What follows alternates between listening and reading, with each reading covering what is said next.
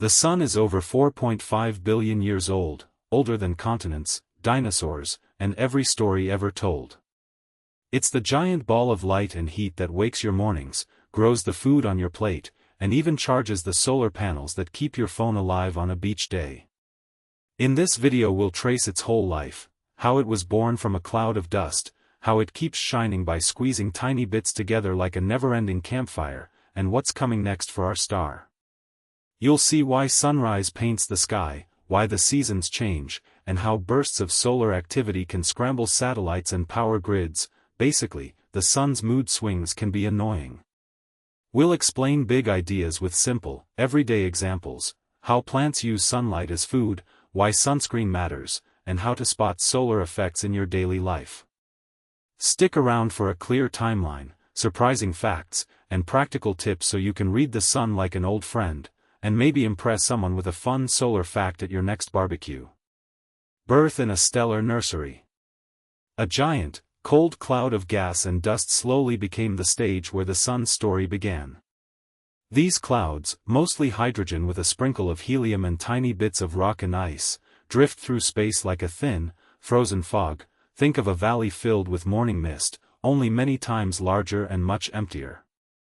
Pressure in some parts of the cloud can rise or drop, and when a dense pocket forms it behaves a bit like a snowball rolling down a hill, growing as it gathers more material. A push from outside, such as the shock from a nearby exploding star, can nudge the cloud into collapse and start the process.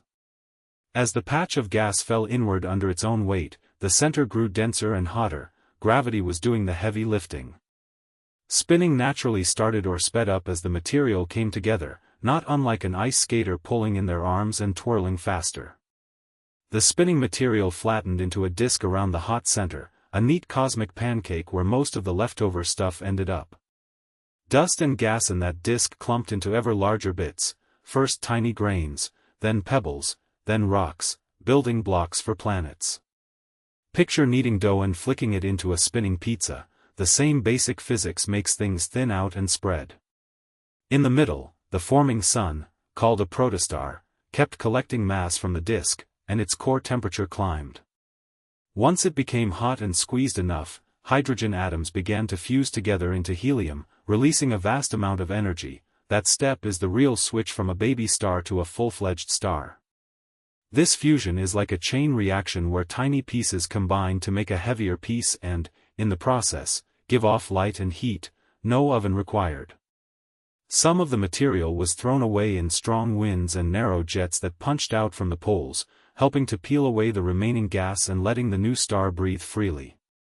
The leftover disk didn't vanish, it turned into the family of planets, comets, and asteroids that circle the sun. Small collisions and gentle sticking built larger bodies over time, a slow cosmic construction project that starts with dust and ends with worlds. Everyday examples help: dust bunnies gathering under a bed, or crumbs clumping together on a kitchen counter, give a flavor of how sticky and messy the process can be. The whole scene in that stellar nursery was chaotic and beautiful, and a little ridiculous if you think about it: spinning pancakes, cosmic snowballs, and jet-spewing toddlers, yet it leads to a stable, shining star that keeps its planetary family in orbit. From dust to fire, the protostar story. A star begins life inside a cold, quiet cloud of gas and dust, where tiny pulls of gravity slowly draw particles together and start a chain of events. As bits of dust and gas collect, the center grows denser and gravity becomes stronger there, pulling in more material like a snowball rolling downhill and getting bigger. This gathering is not instant. Clumps merge, collide, and stick, sometimes gently, sometimes with violent collisions that stir things up and send pieces flying. Picture crumbs in a sink swirling toward the drain. That gentle, inevitable motion is similar to how matter drifts inward under gravity's tug. As the pile-up continues, the center warms. The heat comes not from a flame but from squeezing and crashing. When stuff falls inward, its energy turns into heat, the same way your hands get warm when you rub them together. Pressure builds too, pressing particles tighter and tighter until the core becomes a compact, hot ball. At this stage the object shines faintly because of the heat, but it hasn't yet switched on the steady power source that keeps stars bright for billions of years. The growing protostar often wears a flat, spinning skirt of leftover material, a disk where dust and gas orbit the center. This disk acts like a pizza dough being twirled, spreading out the material and setting the stage for possible planets to form later. Narrow jets of gas can shoot away from the poles of the protostar, carving paths through the surrounding cloud. They look dramatic, and they're important because they help the newborn object shed extra spin so it can continue collapsing. Think of the jets as a pressure relief valve on a kettle, but much more spectacular. Not every cloud becomes a star, and not every protostar follows the same path. Nearby stars can blow away the surrounding gas with strong light or winds, halting growth, and chaotic motions in the cloud can fragment it into many smaller pieces instead of one big one. These variations explain why some stellar nurseries produce clusters of stars while others form isolated babies. Simple household examples work here. A gentle breeze leaves your sandcastle intact, while a gust can flatten it in seconds. Eventually the core can get hot and dense enough for tiny atomic particles to start fusing together, small pieces joining to make slightly bigger ones and releasing energy in the process. That switch to sustained fusion is what turns a protostar into a true, self-powered star, where the outward push from fusion balances the inward squeeze of gravity. It's a bit like lighting a campfire after gathering tinder and logs. Once the flame feeds itself, you don't have to constantly blow on it to keep it going. Throughout this whole transformation the protostar is messy and dramatic, with wobbling motions, collisions, and bursts of light. It's a period of growth, cleanup, and sometimes sibling rivalry when several protostars compete for the same material. And even though the story involves physics on a grand scale, the basic ideas are everyday. Things clump, they heat when squeezed, spinning makes things flatten, and sometimes a little push or a big gust changes everything. A star's quiet beginning from dust and motion to heat and light is one of nature's most patient and spectacular makeovers. Fusion ignites, the sun switches on. The sun's core reaches temperatures of about 15 million Kelvin, hot enough to force hydrogen nuclei to collide and fuse into helium. Enormous gravity squeezes the core tightly, raising both temperature and pressure until atomic nuclei get close enough to interact. Under those extreme conditions, tiny bits of mass are converted into energy, and that energy streams outward as the light and heat we feel every day. The dominant process in the sun is called the proton chain, which sounds technical but is easy to picture. Protons, which are the centers of hydrogen atoms, pair up and slowly build into a helium nucleus through a few steps. In the first step, two protons become a heavier form of hydrogen and emit a particle called a positron. Later steps produce neutrinos and finally a helium nucleus. The key point is that each fusion event releases energy because the fused helium weighs a fraction less than the original protons, Einstein's idea that mass can become energy in action. Protons naturally repel one another because they carry the same electric charge, so getting them close enough to fuse needs more than just heat. Quantum tunneling provides the trick, allowing particles to sometimes get through the repulsion barrier even when they lack the classical energy to climb over it. A simple analogy is a ball that occasionally appears on the other side of a small hill due to random jostling. It sounds odd, but at tiny scales this probabilistic behavior is real and crucial for the sun to work. Energy created in the core doesn't rush straight out, it takes a long, indirect path. Photons are absorbed and re-emitted countless times in a dense radiative zone, taking a very long journey outward, while closer to the surface hot plasma moves in convective loops that carry heat more directly. Think of it as the difference between trying to walk across a crowded concert, slow and bouncy, and taking a moving walkway at an airport, faster and more direct. The result is a steady, regulated flow of energy that reaches space as visible light, ultraviolet, and other forms. Neutrinos, byproducts of fusion, stream almost unimpeded out of the sun and through Earth. Detecting them provides direct evidence that fusion is happening inside. Those particles are like tiny, ghostly postcards from the core. They arrive straight away and tell scientists what the sun is doing right now. On the other hand, the photons we see left the core long ago after a long random walk, so sunlight is a mix of immediate and long-delayed messages. Because fusion began and continues in the core, the Sun remains a stable ball of hot gas where outward pressure from fusion balances inward gravitational squeeze. That balance keeps the Sun from collapsing or exploding catastrophically under normal conditions, which in turn gives planets, including ours, a reliable source of light and warmth.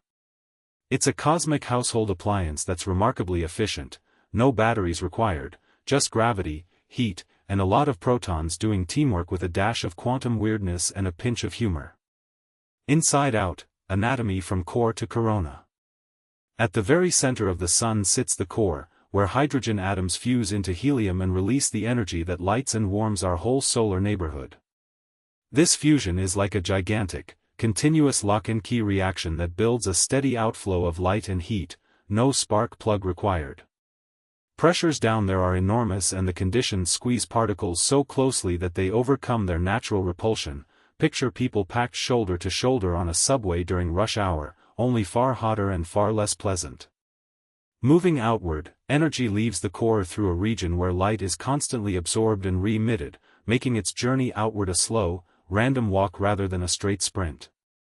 Photons are born in the core and then scatter around like a busy mall shopper trying to make it through a crowd while holding a latte. This radiative behavior means energy spends a lot of time getting from the inner furnace to the calmer outer layers, even though the speed of light is involved in each little hop. Above that is the convective layer, where hot plasma rises, cools, and sinks again, much like water boiling in a pot. Bright, bubbling patches churn and shift across the surface below. Those patches are the tops of convection cells. Magnetic fields get tangled in this churning. When those magnetic ropes snap or knot, they can leave dark, cooler patches called sunspots.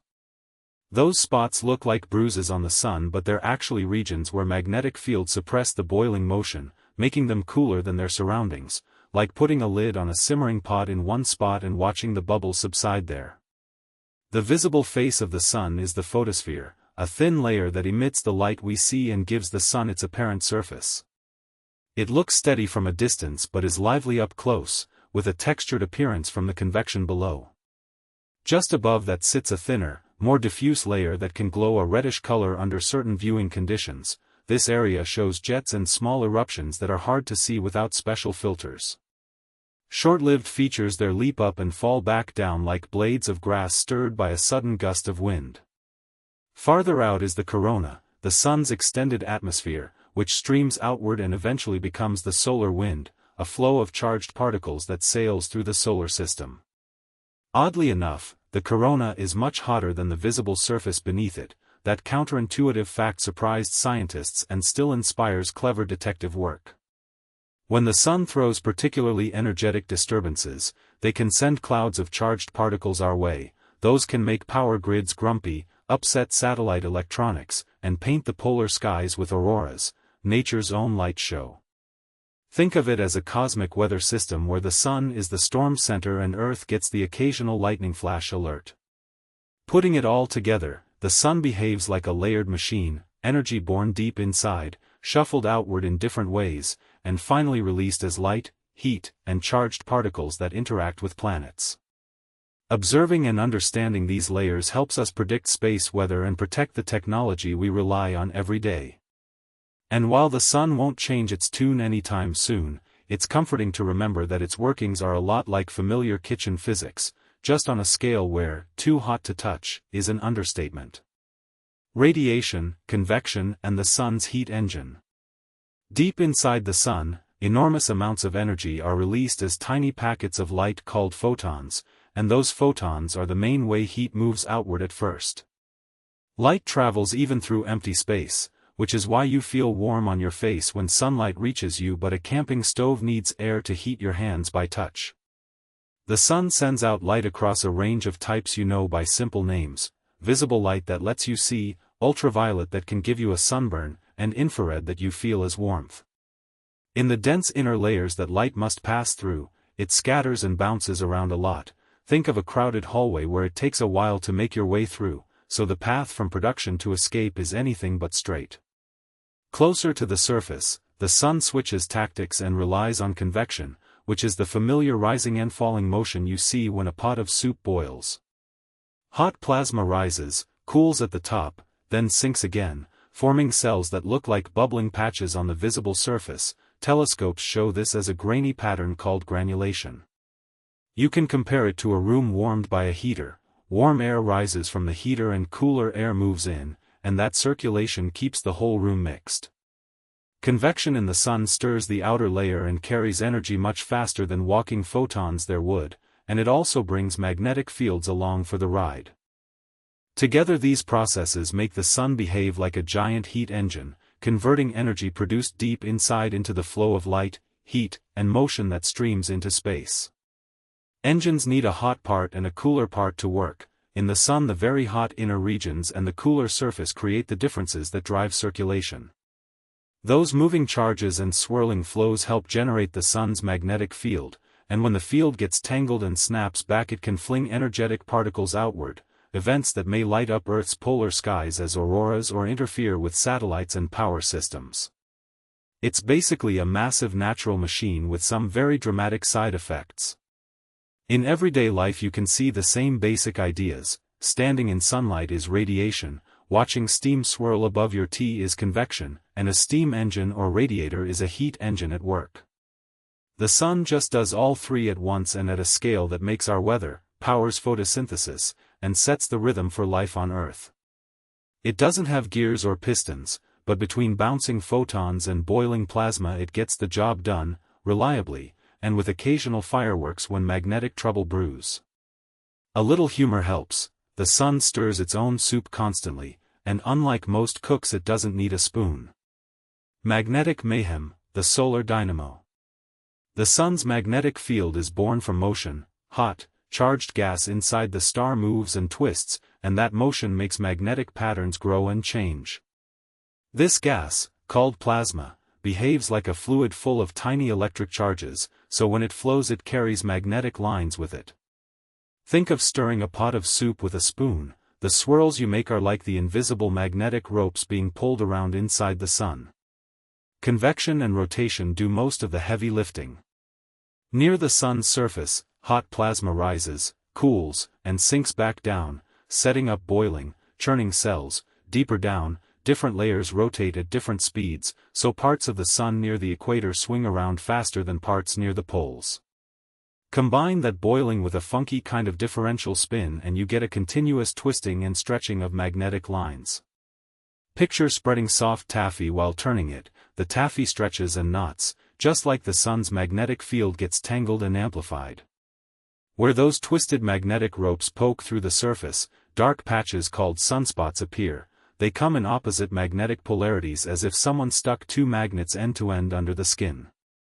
When those ropes cross, snap, or suddenly reconfigure, the sun can fling out bursts of light, particles, and magnetic clouds. This process, often called magnetic reconnection, is a lot like a stretched rubber band that finally breaks and snaps back, only much hotter and louder in terms of energy. These solar tantrums can light the sky with auroras, make radio signals fussy, and sometimes give satellites a hard time.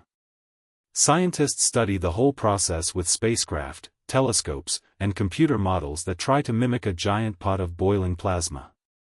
Forecasts of this magnetic weather are improving, but the system still surprises us. Engineers already design satellites and power systems with these risks in mind, and airlines may reroute high-latitude flights when storms ramp up. That practical connection is why understanding the sun's magnetic machinery matters. It's not just cosmic drama, it's space weather that reaches down to everyday technology, like a remote control that suddenly forgets which button does what. Sunspots, flares and prominences, solar drama. Sunspots look like dark freckles on the sun, but they are not dark because of dirt. They are cooler patches where magnetic forces slow the usual flow of heat from below. These spots can be huge, often larger than our whole planet, yet they appear darker only in contrast with the surrounding hotter surface. Think of stirring a pot of soup and suddenly putting a lid over one area so it stays cooler while the rest bubbles. That is a useful image for how rising heat is temporarily blocked. Sunspots grow and fade over days or weeks, and they often come in groups, like a cluster of storm clouds on a summer day, only vastly hotter and more magnetic. Flares are sudden flashes of energy that jump off the sun when those tangled magnetic fields snap or rearrange themselves. They send out bursts of light and fast particles that can interfere with radio signals and GPS, and sometimes cause colorful auroras much closer to the equator than usual. Pilots and satellite operators pay attention to these flares because shortwave radio can go silent and electronics can behave oddly. Ham radio users, for instance, might lose a long-distance contact during a big flare. Scientists keep a close eye on flare strength because the stronger ones pack more punch, and warnings help engineers and airline dispatchers take simple precautions. Prominences are giant, glowing loops or curtains of gas that hang above the sun's surface, tethered by magnetic fields. They can look like a fiery loop that stretches out and then collapses back, or like a long ribbon waving slowly in a very hot wind. Some last for many days without changing much, others become unstable and erupt, sometimes flinging material into space. Amateur observers who use special filters called hydrogen alpha can see prominences as striking red features at the sun's edge, and they look surprisingly sculptural, like a ribbon of flame caught on a wire. The scale is hard to picture. A single prominence can easily dwarf the Earth, but you don't need giant luggage to study them, just a properly equipped telescope and patience. All three features, sunspots, flares and prominences, are tied together by the sun's magnetic mood swings. When the magnetic field gets twisted, it stores energy. When it snaps, that energy is released as a flare or drives a prominence eruption. Spacecraft and ground observatories constantly monitor these changes so that infrastructure on Earth can be protected. Power grid operators, satellite teams, and airlines use those alerts to reduce risk. You can think of it as weather forecasting for space, less about rain and more about whether your GPS will be playing hide and seek. The sun can be dramatic, fickle, and occasionally show off, but watching these features gives us practical information and a front-row seat to some of nature's most spectacular fireworks. The rhythm of the sun, cycles and variability. The sun goes through regular ups and downs in activity, with patterns that repeat over days, years, and even longer spans. One easy-to-spot pattern is the roughly 11-year cycle of sunspot activity. Some years the sun is covered with many dark, blotchy spots and energetic outbursts, and other years it is much calmer. It also spins, so the same face turns toward us about every 27 days, making active regions sweep into and out of view like a slow-moving carousel. These rhythms are not random, they are driven by the sun's internal motions and tangled magnetic behavior, but you don't need a physics degree to notice their effects. Sunspots are darker, slightly cooler patches on the sun's surface caused by concentrated magnetic forces that act like closed umbrellas, holding heat back. When magnetic lines get twisted and snap, the sun can fling out bursts of light and particles, solar flares and coronal mass ejections, to use the technical names, which are like the sun sneezing. Those eruptions can light up the sky near the poles with auroras, but they can also rattle modern technology. Radio signals fade, GPS positions wobble, satellites increase drag and sometimes go into safe mode. Airline crews reroute high-latitude flights around strong storms, and satellite operators switch sensitive instruments off for protection. Small actions, big practical impact. The total light the Earth receives from the sun does change a bit with these cycles, but the variation is modest, not enough to explain recent large-scale warming on its own. Instead, the sun mainly affects the upper atmosphere and can alter patterns like wind and ozone chemistry, nudging weather and climate in subtle ways. Think of it as the sun dimming or brightening its lamp by a few %.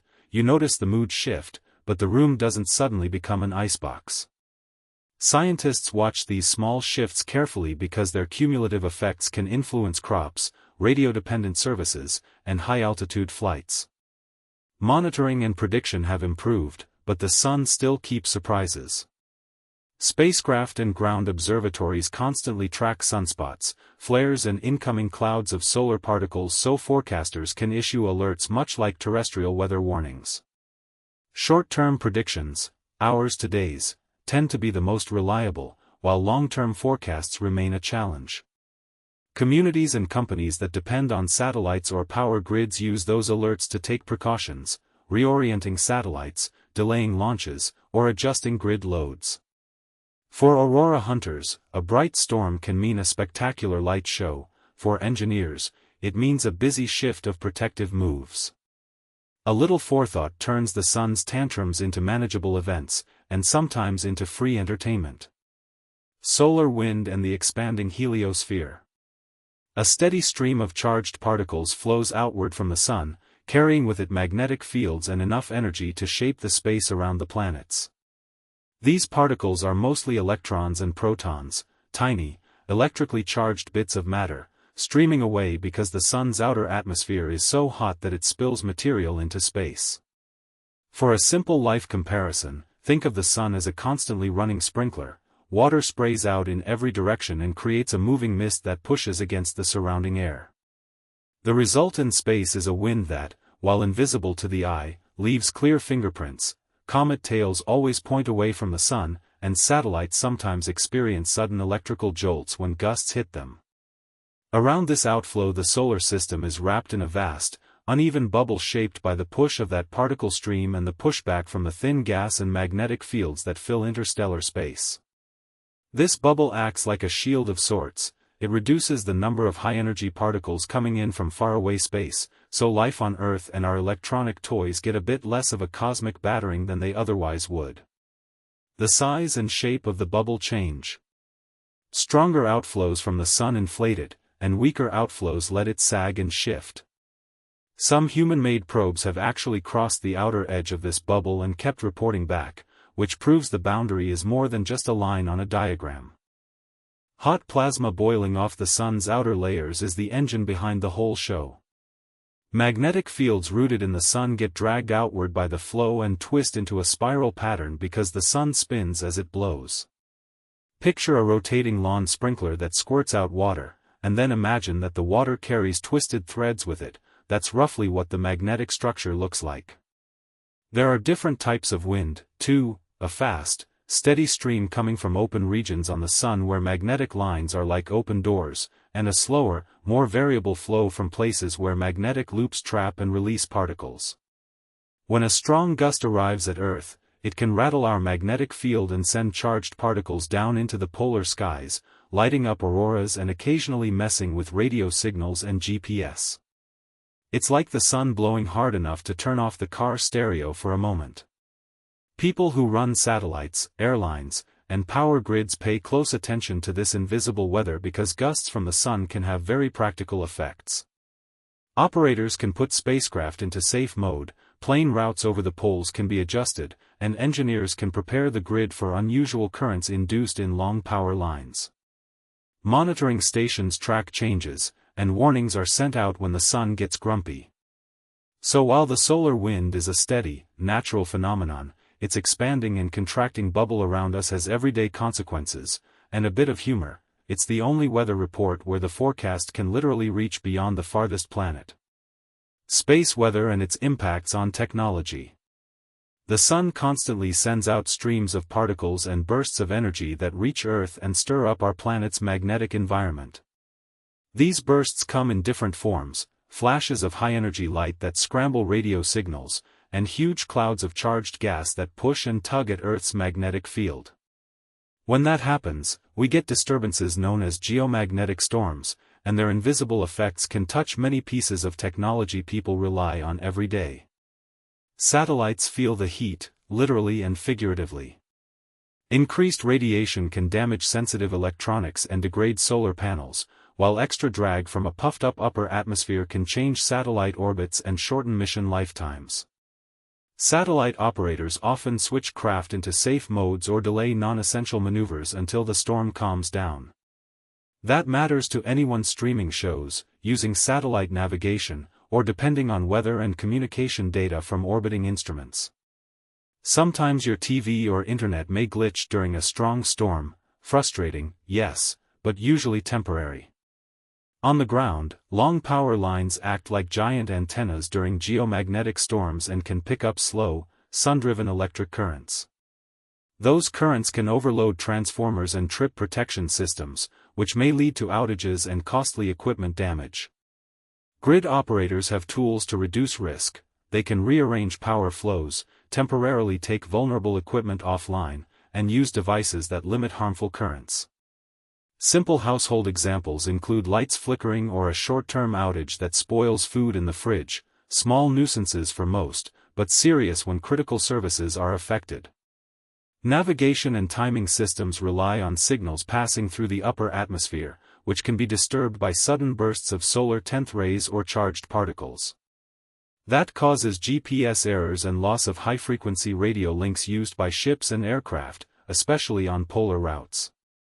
Pilots may reroute flights to avoid areas where communications are unreliable, and ships sometimes switch to alternative navigation methods. Precision agriculture, ride-hailing apps, and delivery services that count on accurate positioning can see delays or reduced accuracy. So, your pizza might arrive a little late. Blame the sun, not the driver. People working or living at high latitudes notice auroras brightening during storms, but professionals in aviation and spaceflight worry about another problem: radiation exposure. Astronauts and high-flying crews can receive higher doses of energetic particles, so planned spacewalks may be postponed and flight plans adjusted to lower altitudes or different routes. Rocket operators also track solar activity closely because sensitive electronics and payloads are vulnerable during strong events. Communications suffer in more subtle ways too. Shortwave radio used by ships and remote communities can experience sudden blackouts, while cellular and fiber networks that depend on satellites for timing signals can encounter synchronization issues. Ham radio enthusiasts, long accustomed to following space weather forecasts, often switch bands to keep talking. In the corporate world, banks and data centers design redundancy into timing and communication systems because even small timing errors can cause cascading problems in automated networks. Forecasting and preparedness are practical defenses. Scientists watch the sun with telescopes and spacecraft that give warnings of flares and ejections, and operators receive alerts so they can take precautions. Hardening equipment, adding redundant systems, and improving operational procedures reduce risk. For everyday users, the simplest defenses are awareness and backups, save important files to uninterruptible power supplies, allow airlines and shippers flexibility in timing, and understand that service disruptions during strong solar activity are often temporary. In short, space weather is not science fiction, it's a natural driver of glitches, delays, and sometimes expensive hardware damage here on Earth. The good news is that many of the most damaging effects can be anticipated and managed, which means the sun can throw its tantrums and we can still keep the lights on, the planes flying, and the memes loading. Auroras, climate and life, terrestrial consequences. Charged particles from the sun stream toward Earth and get steered by our planet's invisible magnetic shield into the polar skies, where they slam into gases high above and make them glow.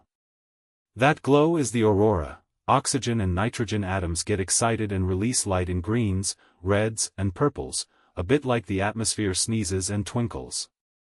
Sometimes the show stays near the poles, sometimes it spreads farther toward lower latitudes during strong solar storms, which is why city dwellers far from the Arctic or Antarctic can occasionally see curtains of light, much to the delight of photographers and the mild annoyance of astronomers trying to study faint stars.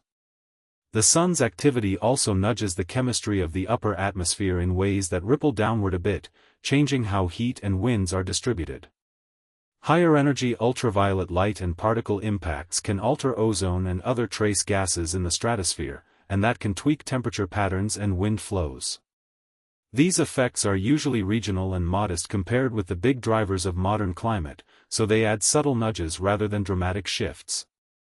Some ideas, like cosmic rays making lots of extra clouds, have been popular in conversation but have weak scientific backing. In short, the sun does influence climate, but it is not the main culprit behind recent global warming. Practical consequences on daily life are surprisingly direct and sometimes inconvenient. Solar storms can disturb radio signals, making long-range communications flaky and messing with aviation and maritime navigation that still rely on high-frequency radio. GPS signals can wander, which affects everything from smartphone maps to precision farming equipment. Satellites feel it too. A heated, expanded upper atmosphere increases drag, shortening satellite lifetimes and changing orbits, which can lead to extra tracking costs and a rise in space junk. On the ground, shifting magnetic fields can induce electrical currents in long conductors like power lines and pipelines, occasionally causing transformer trips or corrosion, not a glamorous outcome of sky gazing, but very real for utilities and engineers. Living creatures notice the sun's tantrums in subtler ways.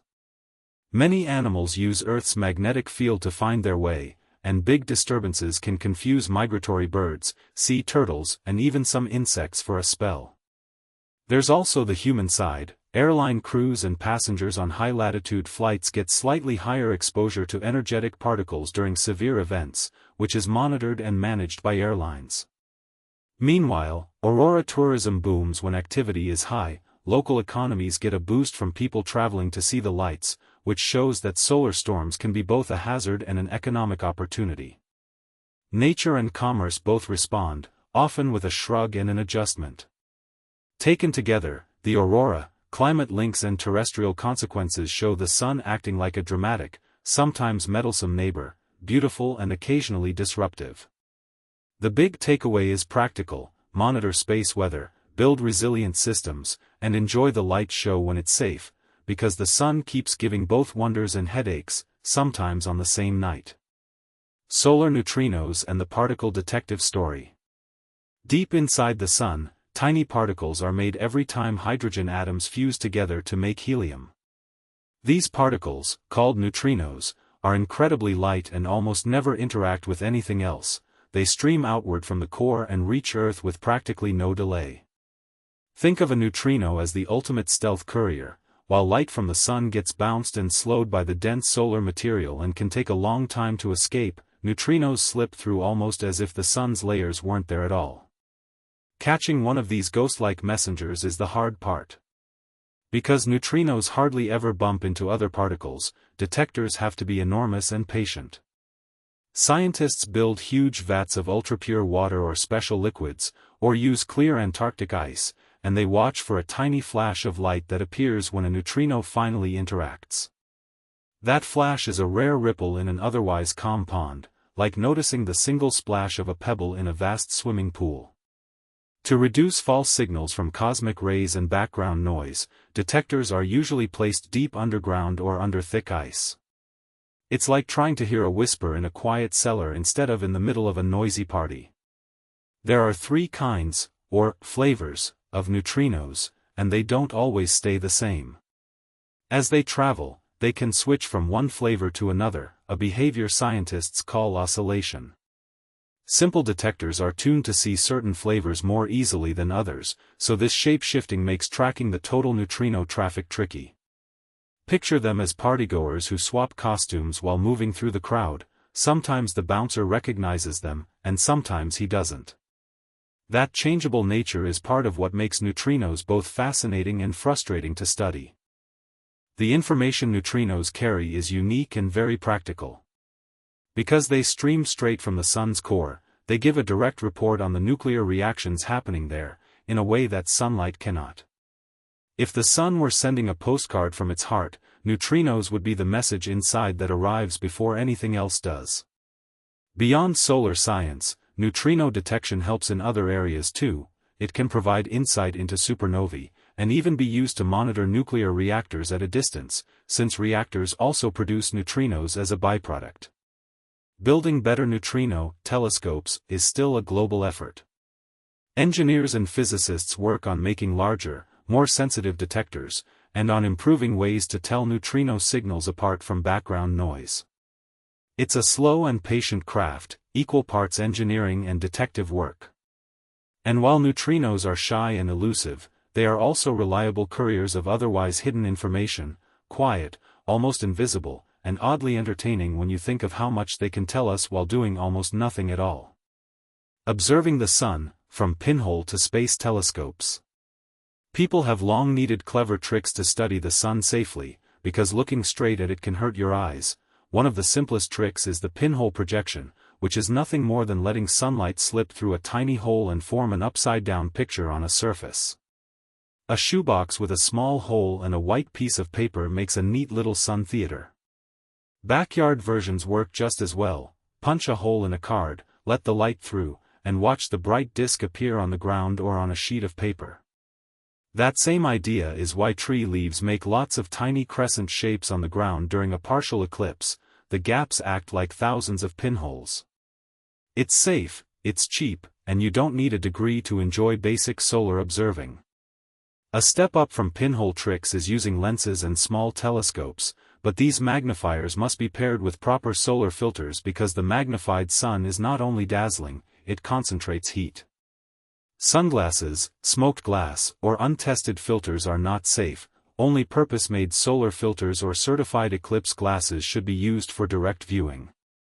With a filtered telescope, sunspots, darker, cooler regions on the sun's surface, are easy to spot and fun to track. They look like blemishes on a bright ball. If you've ever seen a bruise on an apple, that's a handy way to picture a sunspot, slightly cooler and visibly different. By selecting particular colors of sunlight, observers can reveal different layers and features of the sun's simple prisms or filters separate light into components, and special filters that isolate a narrow color show dramatic structures like prominences and flares.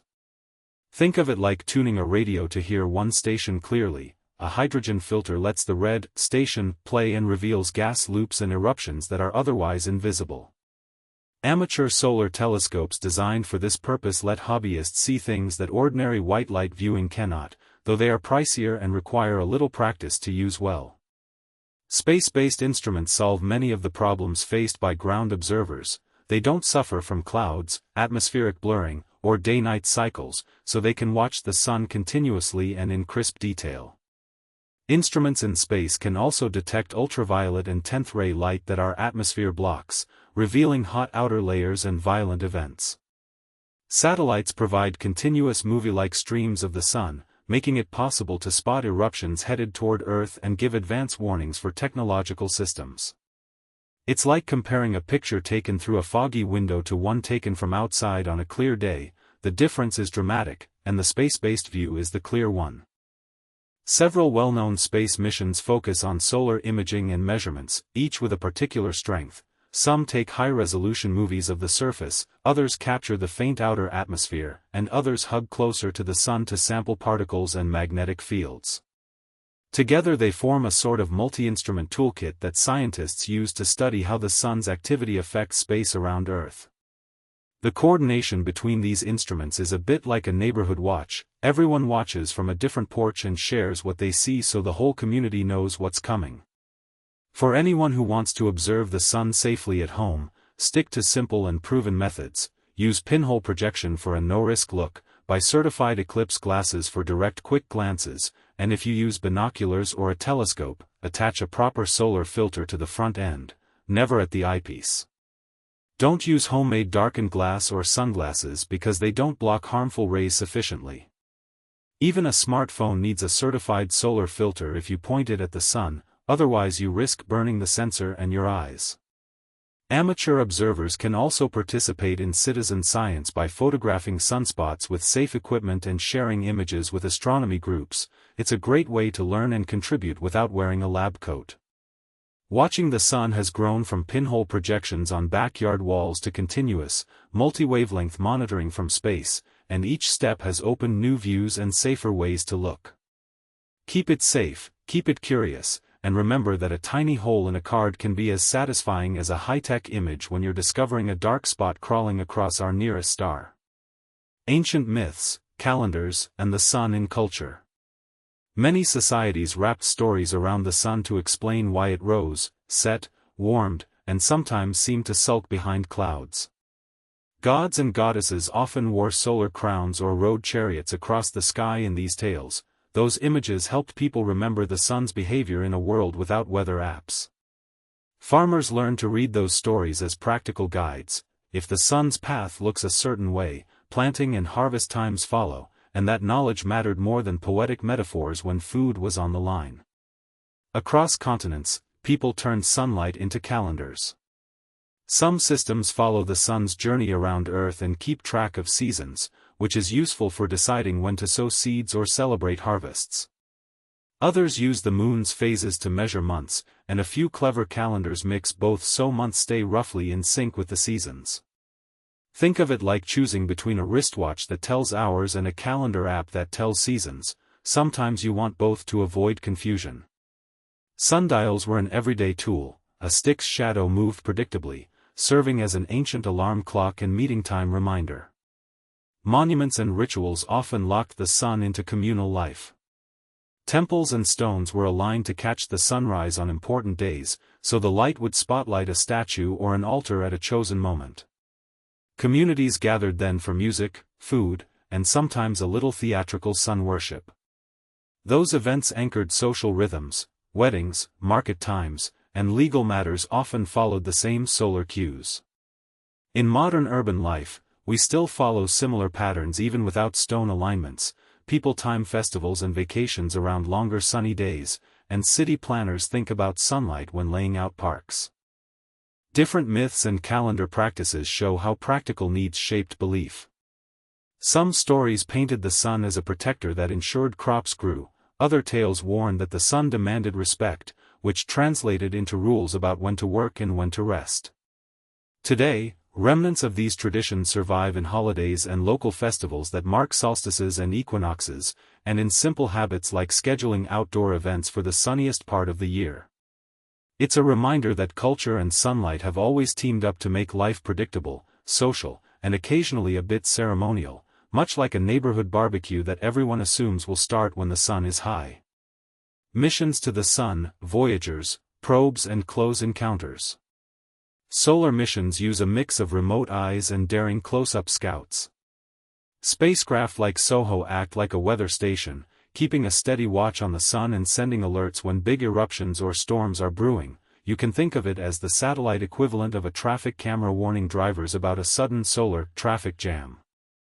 Other craft are built to race in close, brave the heat, and take measurements nobody on Earth could get. They don't sunbathe, they sunwork.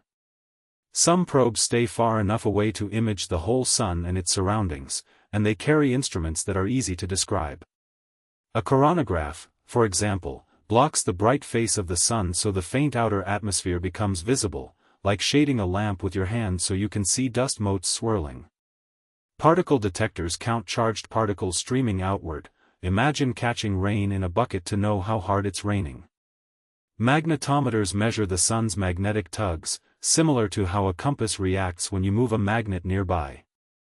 Other missions make repeated close passes, dipping into the sun's outer atmosphere to take direct samples. These close encounters require heavy-duty shields and clever planning. The heat shields are built from special composites and face the full glare, keeping sensitive electronics on the cool side, and the spacecraft operate on autopilot rules because commands from Earth arrive too late to react. Think of it as sending a chef into a hot kitchen who must follow a recipe without phone calls because the restaurant is too noisy. There are also explorers that went beyond the sun's bubble and gave us a bigger perspective.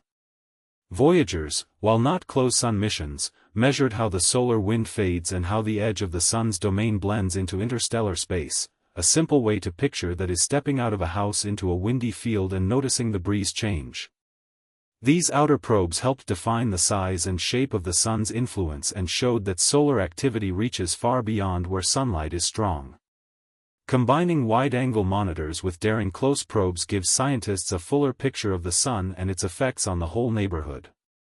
This teamwork helps protect satellites, power grids, and astronauts by improving forecasts, and it satisfies pure curiosity about how a star behaves up close. And yes, sending machines into such a hostile environment sounds like science fiction, but their instruments are tuned down to basics we all understand: measuring particles, watching light, and feeling magnetic poles, the same kinds of things a kid does when they play with a magnet and a flashlight, only much, much more expensive. Comparative sun: how typical is our star? Our star is a medium-sized, yellow-white star often labeled a G-type star, which means it shines at a comfortable temperature, not scorching like the biggest stars and not chilly like the smallest ones. Many stars are smaller and cooler. Those are the red dwarfs, which act more like tiny nightlights than like a bright porch lamp. If stars were light bulbs, the sun would be the reliable kitchen bulb, bright enough to cook dinner by, steady enough not to flicker, and common enough to find in most households. The Sun is a single star sitting on its own, while a lot of stars live in pairs or groups and orbit each other like dance partners. Being solitary made it easier for a calm family of planets to form around it. Its makeup is mostly hydrogen and helium, with a pinch of heavier elements such as iron, oxygen, and carbon. These heavier bits astronomers call metals, meaning anything heavier than hydrogen or helium. Think of building a cake. Hydrogen and helium are the flour, and the heavier elements are the chocolate chips and nuts that let different kinds of planets and even life exist. Activity on the Sun, sunspots, flares, and a magnetic personality that waxes and wanes, is neither extreme nor perfectly dull.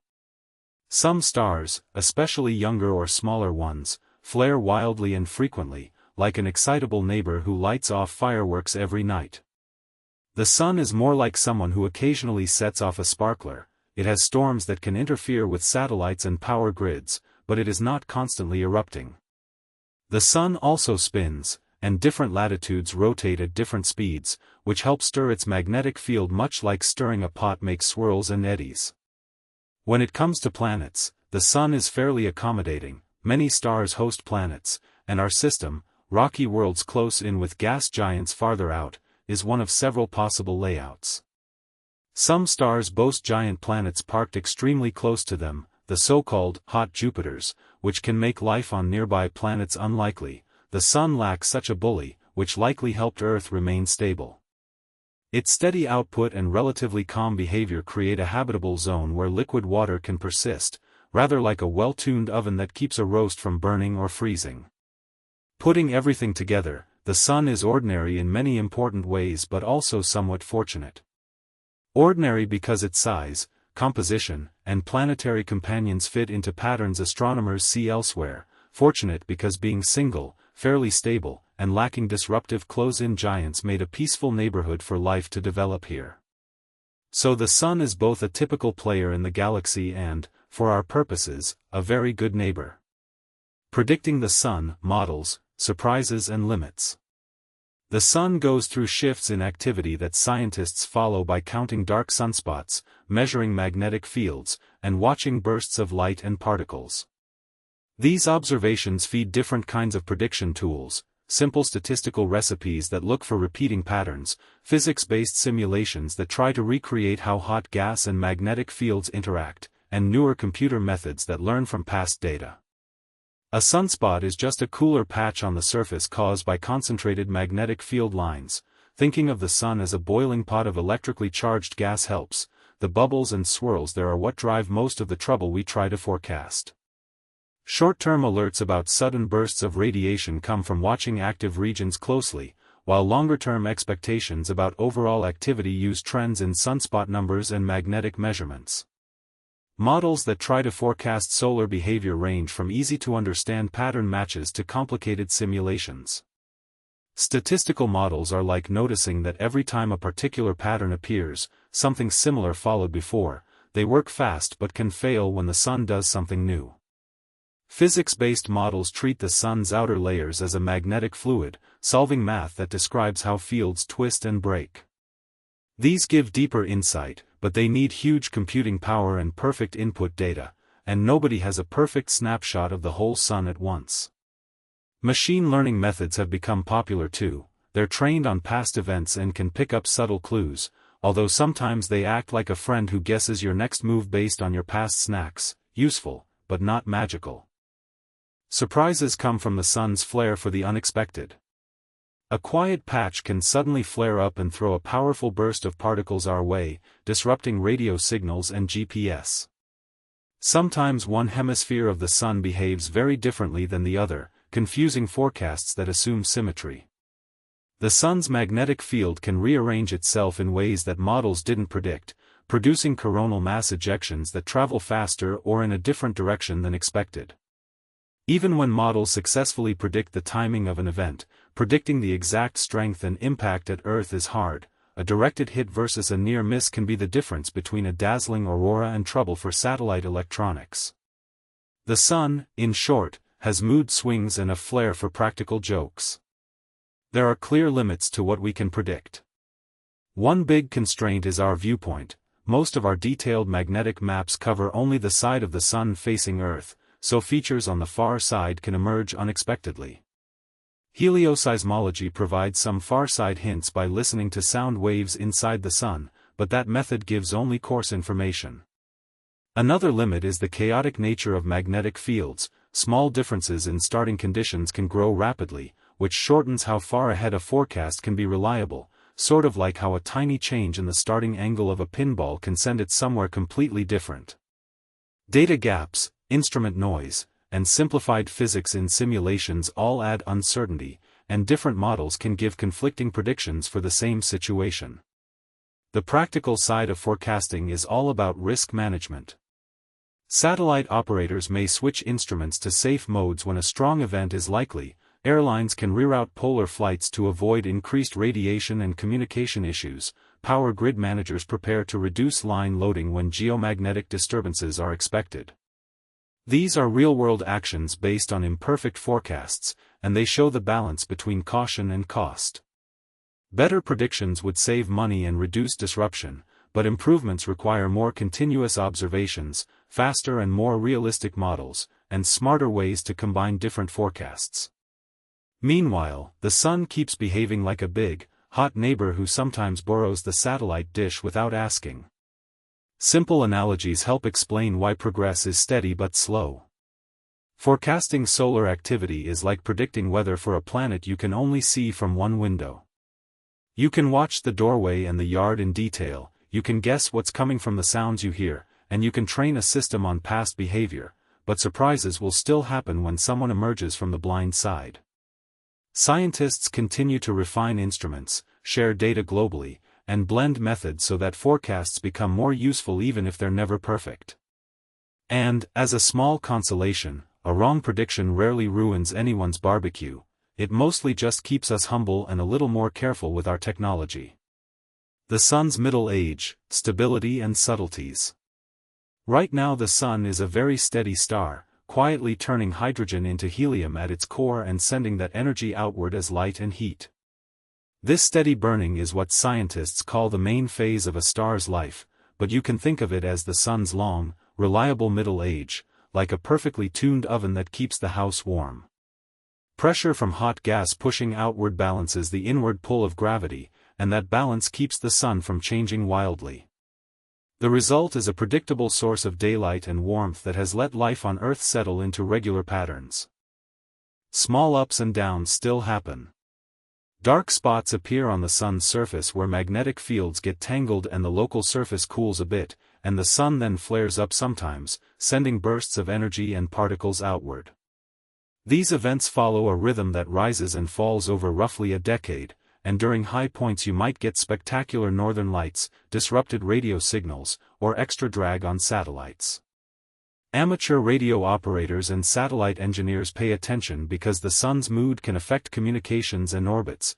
That's a practical impact you can notice without a telescope. Changes over long stretches are subtle but important. As hydrogen slowly turns into helium in the core's makeup shifts and the fusion rate creeps upward, so the Sun very gradually becomes a touch brighter. Think of it like a slowly revving engine, not a sudden acceleration, so everyday life on Earth stays mostly the same while tiny shifts pile up over immense stretches of time. Those tiny brightening trends can nudge climate patterns a little, but they are gentle compared with sudden human-driven changes. Natural solar changes are part of the background hum rather than the main show. Stability is the Sun's defining feature in this middle phase, and that stability has practical benefits for weather forecasting, agriculture, and technology. Farmers rely on predictable seasons rooted in Earth's tilt and the Sun's steady output, while power grid operators and airlines prepare for occasional space storms that can upset satellites and communications. Even with its occasional grumpy days, the Sun behaves more like an old, reliable neighbor than an unpredictable roommate. Future demise, red giant transformation. As the Sun runs low on the simple fuel it uses now, the way it makes light and heat will change from the inside out.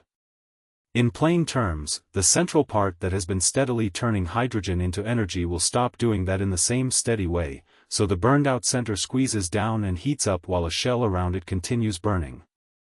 Think of a campfire where the center coals compact and glow hotter as the outer logs catch fire differently. The overall blaze gets bigger and stranger. This change in how energy is produced makes the outer layers of the sun swell enormously, and the surface cools enough that the color shifts toward red, which is why people call the result a red giant. When the outer parts balloon outward, they become very extended and bright even though the surface is cooler. The sun's visible size would grow so large that the inner planets feel a completely different star, not the calm ball we know. Surface temperatures drop in comparison, but the total light hitting nearby worlds goes up a lot, like putting a dim lamp into a spotlight fixture, more light overall, just of a different color. At the same time, the sun will lose some of its mass in a strong wind, blowing material into space the way a kettle releases steam when it gets too hot. That wind will strip atmospheres and heat planetary surfaces. A planet that once had oceans might find them boiled away and its skies gone thin. Whether Earth gets swallowed whole is not a simple yes or no. Some effects push the planet outward because the sun sheds mass, and orbits respond by moving outward a bit. Other effects, like tides raised on the bloated sun by a nearby planet, can pull it inward. So models show both possibilities. Either Earth could be drawn into the growing star or it could slide outward but still be cooked beyond habitability. Practical consequence: long before any engulfment, the conditions that support life would vanish, oceans would evaporate and chemistry would change drastically. If people like plans, think of moving your valuables from the kitchen counter to the fridge when the oven overheats. On a cosmic scale, that means moving habitats farther out or building shields, which is far harder than it sounds. This transformation teaches a clear lesson about stellar life cycles without needing to memorize jargon. While the sun puffs up and sheds layers like an overfilled souffle, the inner system will change beyond repair for life as we know it. Humorous as it sounds, the sun is essentially an aging campfire that will flare up one last time and then settle down into a much smaller, quieter ember, but that final puff will rearrange the neighborhood in dramatic ways. Final remnants: white dwarf and systemic aftermath. The sun will end its active life as a compact, intensely hot ember made mostly of the stuff that once powered it. This dense object is roughly the size of Earth while holding most of the sun's mass, so it packs an enormous amount of material into a very small space. It no longer burns like a furnace, because the nuclear reactions that made the sun shine have stopped, yet it remains very hot at first and glows from stored heat alone. To picture that, think of a coal from a campfire. The flames are gone but the coal still glows and radiates warmth for a long time. Support against further collapse comes from a strange kind of pressure that isn't like air pressure in a balloon. It's a quantum effect where electrons are squeezed so tightly that they resist being pushed closer together. This is a bit like a crowded elevator where no one can squeeze in another person, so the crowd holds the elevator's shape instead of collapsing. The result is an object that's extremely dense and stable without needing ongoing fusion, and over vast stretches of time it will slowly cool and fade, eventually becoming a cold, dark remnant. The solar system won't be the same after the sun loses its outer layers and becomes this compact remnant. As the sun sheds mass, its weaker gravity lets surviving planets drift outward. Picture two children spinning while holding hands. If one lets go, the other drifts away. Inner worlds that were too close may be swallowed or scorched by the bloated sun before the shedding ends, while distant bodies are nudged into new paths. Small bodies, asteroids, comets, and leftover planet fragments, can be ground down into disks of dust and gas or flung into wild orbits, turning the neighborhood into a messy attic full of drifting debris. Astronomers studying other stellar leftovers see clear signs of this cleanup process. Many compact remnants show traces of rocky material in their thin atmospheres, which acts like cosmic fingerprints telling us pieces of planets were shredded and fell in.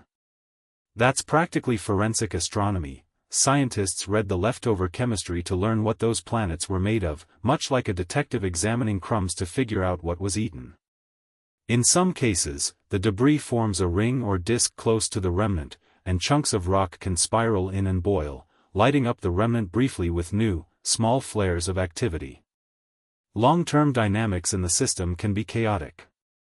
Surviving planets can interact gravitationally and scatter, sometimes colliding or being ejected into interstellar space, and comets previously stored far out can be sent plunging inward.